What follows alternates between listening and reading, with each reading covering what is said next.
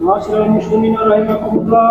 وعن ابي هريره رضي الله عنه انه قال رسول الله صلى الله عليه وسلم: ان يوم الجمعه سائر ايام الفقراء المساكين الخطبتان فيها مكان ركعتين من الدور. وإذا سيد الخطيب والمنبر تكلم وقد لقى ومن لقى فلا جمعة أنصتوا واستمعوا وأطيعوا رحمكم الله.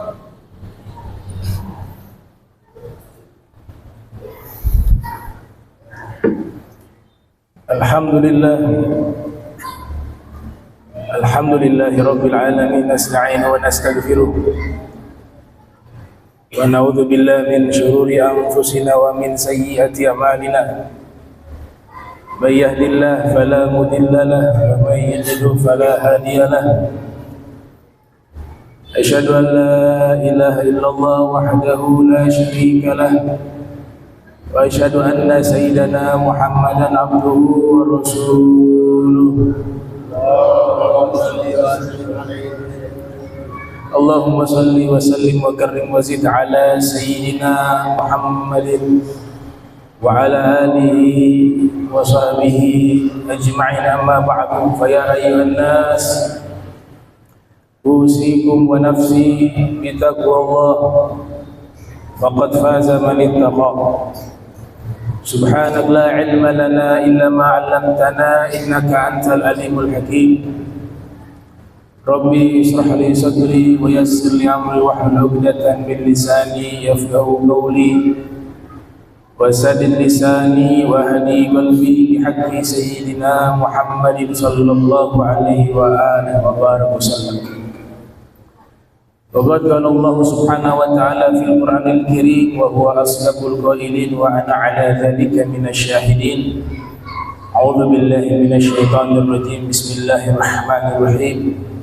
ولقد وصينا الذين أوتوا الكتاب من قبلكم وإياكم أن اتقوا الله.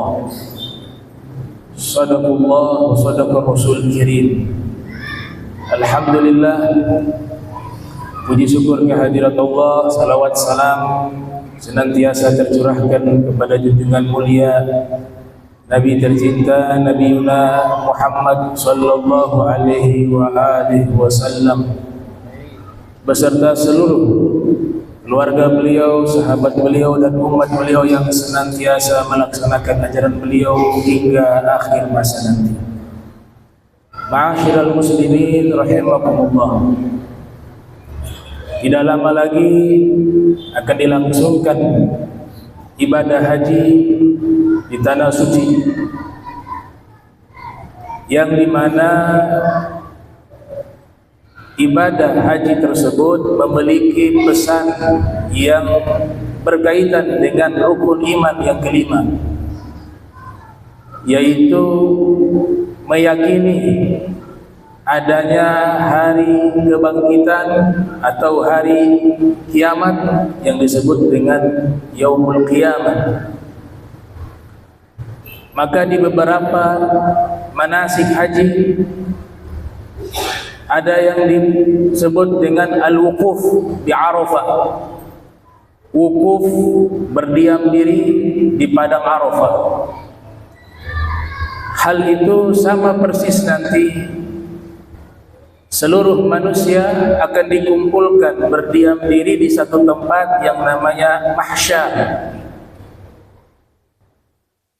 Min waraihim barzakhun ila yaumi yub'atsun, yang dimana kita ketika meninggal dunia akan transit sesaat di alam barzakh untuk menanti hari kebangkitan, dan seluruh kita manusia di hari tersebut akan dibangkitkan oleh Allah biruhi wal jasad, dengan ruh dan jasad kita.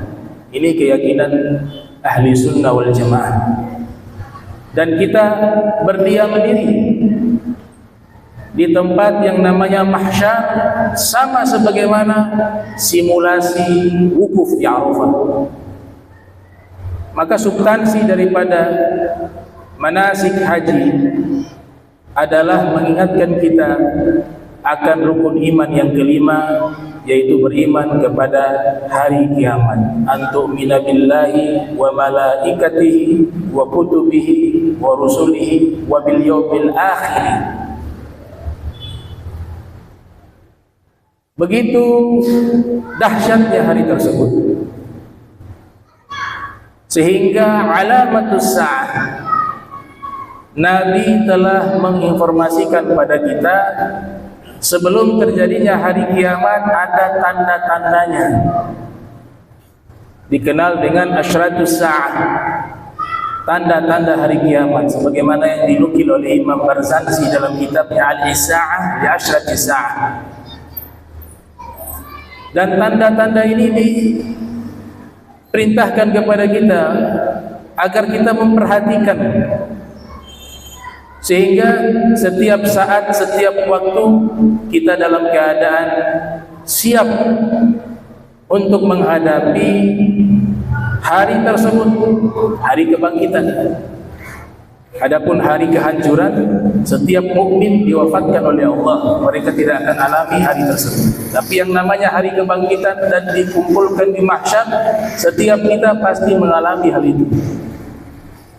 Oleh sebab itu Nabi kita Muhammad sallallahu alaihi wasallam mengajarkan kepada kita minimal setiap harinya kita membaca doa sebanyak 5 kali, meminta perlindungan dari fitnah-fitnah, tanda-tanda hari kiamat itu.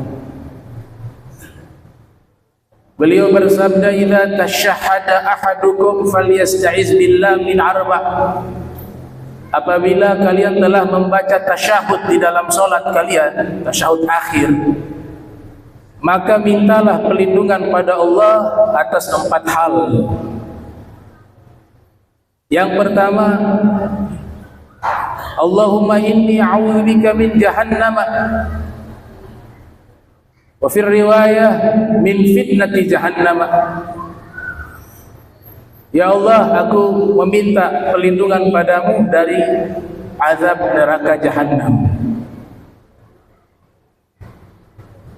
Kita semua hanya memiliki 2 pilihan di akhirat. Tidak ada pilihan ketiga. Pilihan pertama adalah surga. Pilihan kedua adalah neraka. Ini akidah kita ahli sunnah wal jamaah. Tidak ada tempat ketiga, sebagaimana pemikiran Mu'tazilah yang meyakini ada tempat ketiga antara surga dan neraka.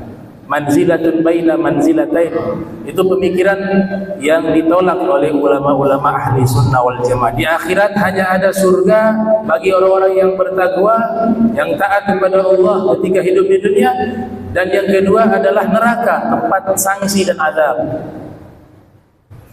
Maka Nabi mengijazahkan kepada kita setiap hari sebanyak 14 kali kita membaca doa tersebut agar terlindungi dari api neraka. Dibaca 7 kali di waktu sholat subuh dan di waktu sholat maghrib. Setelah kita membaca zikir-zikir yang diajarkan oleh Nabi, Allahumma ajirni minan nar, ya Allah, lindungilah aku dari api neraka. Minimal itu 1 hari 14 kali kita baca, dan itu diijazahkan langsung oleh Nabi kita Muhammad sallallahu alaihi wasallam. 7 kali di waktu sholat subuh dan 7 kali di waktu sholat maghrib. Jangan ditinggalkan doa tersebut, ikhwan muslimin rahimahumullah. Kemudian yang kedua, Nabi ajarkan untuk meminta perlindungan min azabil qabr, dari azab kubur. Hadis ini hadis yang sahih, diriwayatkan oleh Imam Muslim di dalam sahihnya, yang lahir tahun 204 Hijriah, wafat 261 Hijriah. Nabi mengajarkan kepada kita agar senantiasa meminta perlindungan kepada Allah dari azab kubur. Dan azab kubur atau alam kubur hakun, sesuatu yang hak. Dan di kuburan pun sudah ada 2 tempat. Di dalam kuburan hanya ada 2 tempat. Yang pertama, rawdah min riyadil jannah, taman surga.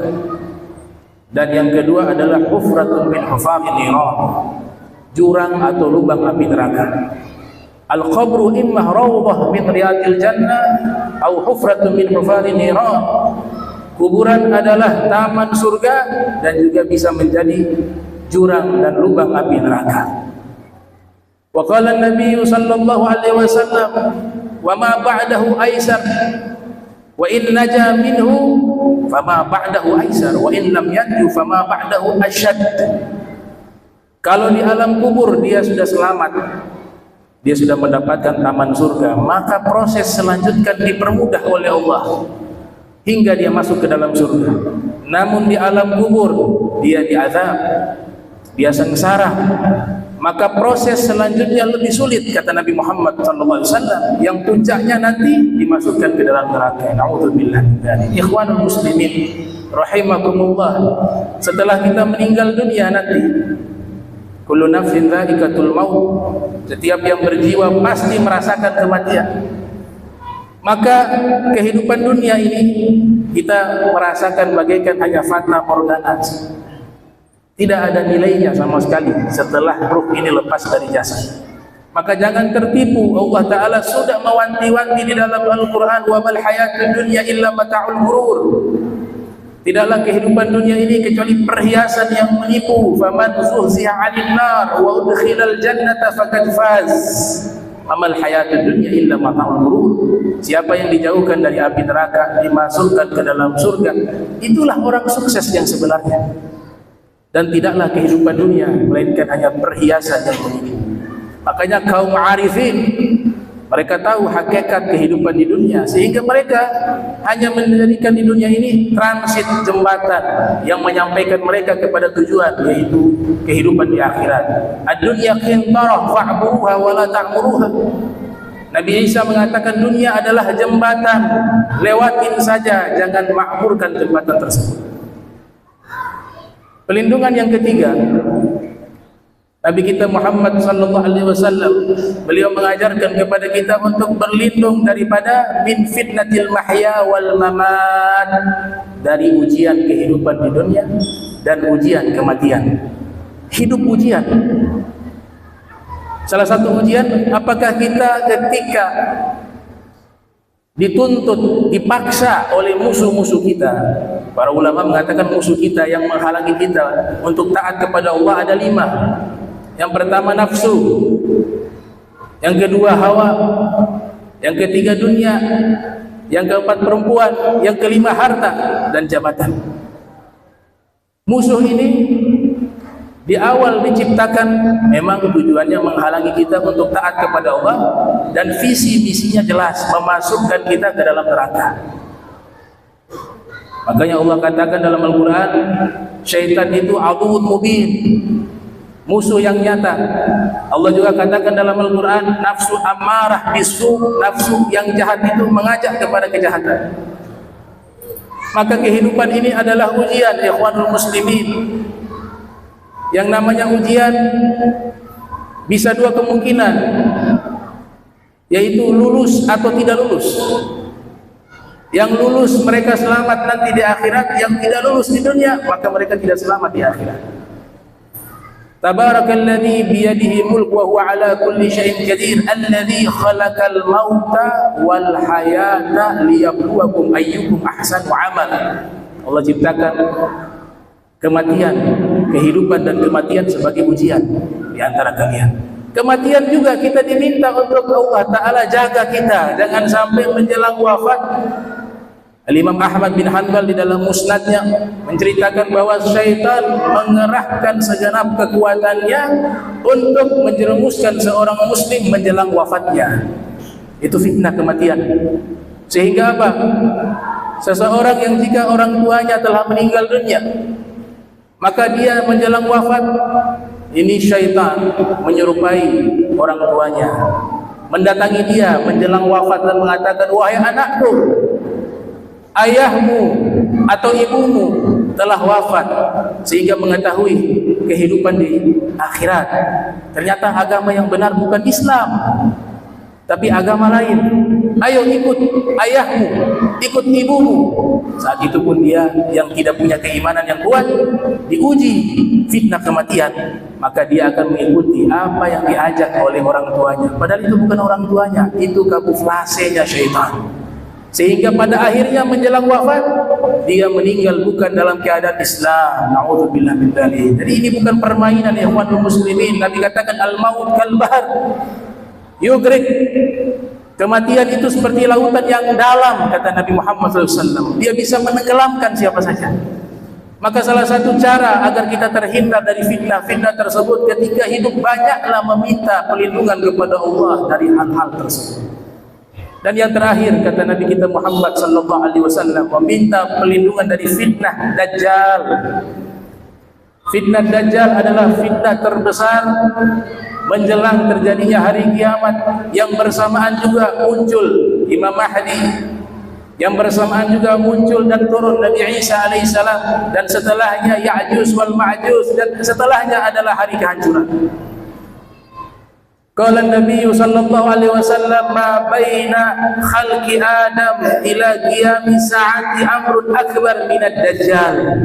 Rasul bersabda, tidak ada di antara penciptaan Nabi Adam hingga terjadinya hari kiamat satu fitnah yang lebih besar seperti fitnah Dajjal. Maka kita disunahkan membaca doa tersebut setiap kali tasyahud akhir.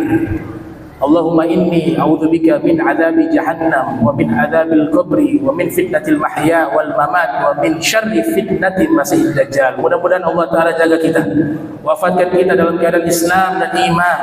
Allah bersihkan hati kita sehingga kita meninggal dunia dalam keadaan hati yang bersih, tanpa noda, tanpa dosa, sehingga nanti akan bisa selamat di yaumil akhirah, yauma la yanfa'u malun wala banun illa man ata Allah biqalbin salim. Hari di mana tidak bermanfaat segala sesuatu kecuali orang yang datang berjumpa dengan Allah membawa hati yang selamat. As-salim minadz-dzunub wal atham, selamat dari dosa-dosa, selamat dari noda-noda. Barakallahu li wa lakum fil Qur'anil Karim wa nafa'ani wa iyyakum bima fihi minal ayati wa dzikril hakim wa taqabbala minni wa minkum tilawatahu innahu huwas samiul alim. Aqulu qawli wa lisanil muslimin wal muslimat wal mu'minin wal mu'minat al ahya minhum wal amwat fastaghfiruhu innahu huwal ghafurur rahim. Allahumma salli ala Sayyidina Muhammadin wa ala ali Sayyidina Muhammad.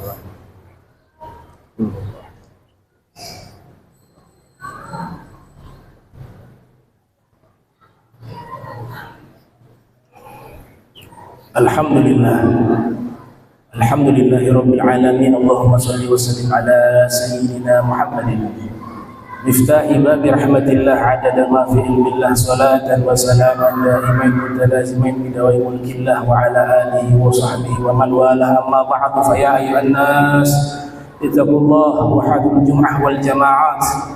Wa qala Allah subhanahu wa ta'ala, ya ayyuhalladzina amanu idza nudiya lis-salati min yawmil jum'ah fas'au ila dzikrillah wa dharul bai'a dzalikum khairul lakum in kuntum ta'lamun. فإذا قضيت الصلاة فانتشروا في الأرض وابتغوا من فضل الله واذكروا الله كثيرا لعلكم تفلحون. واعلموا أن الله تعالى صلى على النبي قديما، فقال الله سبحانه وتعالى إن الله وملائكته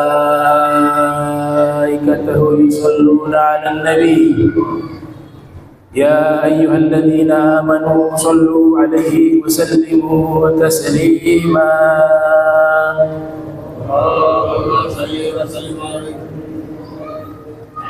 اللهم صل وسلم على سيدنا محمد في الأولين وصل وسلم على سيدنا محمد في الآخرين وصل وسلم على سيدنا محمد في كل وقت وحين وصل وسلم على سيد الأنبياء المرسلين وعلى الملائكة المقربين وعلى عباد الله الصالحين من أهل السماوات والأرض. ورضي الله تبارك وتعالى سادتنا ذوي الفضل سيدنا أبي بكر وعمر وعثمان وعلي وسائر الأصحاب رسول الله أجمعين وتابع لهم بإحسان إلى يوم الدين وانصرنا وارحمنا معهم برحمتك يا أرحم الراحمين. اللهم ادفع عنا والمسلمين الغلاء والبلاء والوباء والفحشاء والمنكر والسيوف مختلفة والشدائد والمحن ما ظهر منها وبطن من بلدنا هذا خاصة ومن بلد المسلمين عامة إنك على كل شيء قدير.